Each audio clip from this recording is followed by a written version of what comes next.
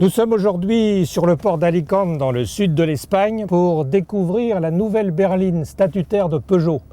Elle devrait logiquement s'appeler 608, mais c'est la 508 car elle remplace à la fois la 407 et la 607.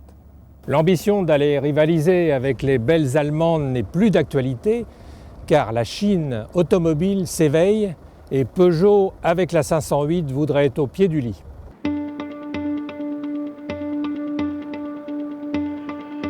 En attendant d'investir les avenues de Pékin et de Shanghai, Peugeot vise en priorité le marché européen avec une berline plus statutaire que 407 et se rapprochant du standing accueillant de 607. Sous tous les angles, ces deux objectifs semblent atteints au travers d'un design épuré et fluide, en partie révélé sur le prototype SR1 du salon de Francfort 2009. C'est surtout vrai à l'avant avec ce que les stylistes appellent une bouche flottante en guise de calandre et des projecteurs félins assurant une expression visuelle élégante et dynamique. De profil, on remarque les jantes spécifiques en alliage léger et un joli pli de portière reliant les passages de roues. Ramassé et dénué de tout porte-à-faux excessif, l'arrière se distingue par les trois griffes saillantes de ses feux à LED.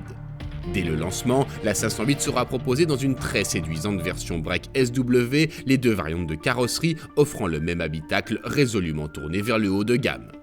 Le cuir, les plastiques, l'alu-poli, le chrome et pour la première fois, 10 ans après tout le monde, la carte main libre. Mieux vaut tard que jamais, d'autant que l'équipement de notre 508 GT apparaît réellement exhaustif. Cet enrichissement sur tous les modèles laisse à penser qu'en élaborant 508, Peugeot s'est inspiré des meilleures références du marché. Nous nous sommes donné deux cibles.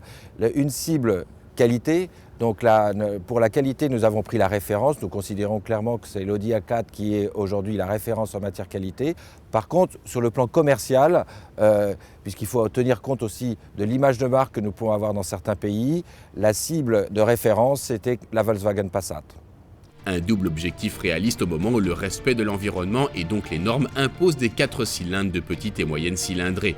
Pour 508, pas de V6 au programme, mais en essence un 1600 cm3 turbo d'origine BMW en 112, 120 ou 156 chevaux et en diesel les 1600 cm3 2 litres et 2 litres de HDI allant de 112 à 204 chevaux pour notre GT d'essai.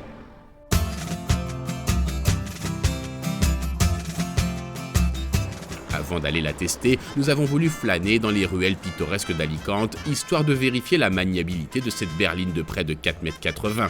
Notre 508 s'est joué du labyrinthe citadin grâce à son court rayon de braquage, à la précision de sa direction à assistance variable et à la douceur de la nouvelle boîte automatique de série. Mais chez Peugeot, la vertu cardinale des grandes routières se situe au niveau des trains roulants, la GT ayant droit en exclusivité à un train avant à pivot découplé généralement monté sur les sportives, il n'en fallait pas plus pour aiguiser notre curiosité.